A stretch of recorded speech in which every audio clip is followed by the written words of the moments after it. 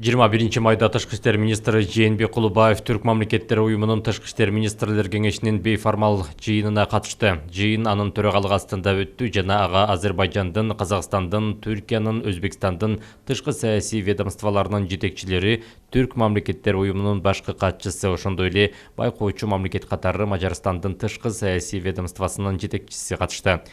Тышкы иштер министри Жээнбек Кулубаев Түрк мамлекеттери уюмунун алкагында соода, энергетика, транспорт, экология, санариптештирүү, гуманитардык жана билим берүү тармагындагы байланыштар сыяктуу негизги чөйрөлөрдө өз ара аракеттенүүнүн приоритеттүү багыттарын белгиледи.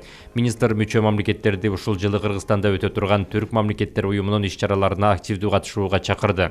Жыйындын жыйынтыгында Будапешт шаарындагы Түрк мамлекеттери уюмуна мүчө мамлекеттердин башчыларынын кеңешинин жыйынынын күн тартиби жана чечим долбоорлору, ошондой эле уюмдун катчылыгынын каржылык документтери бекитилди. Мындан тышкары Венгриядагы Түрк мамлекеттери уюмунун өкүлчүлүгүнүн аткаруучу директорун дайындоо жөнүндө чечимге кол коюлду.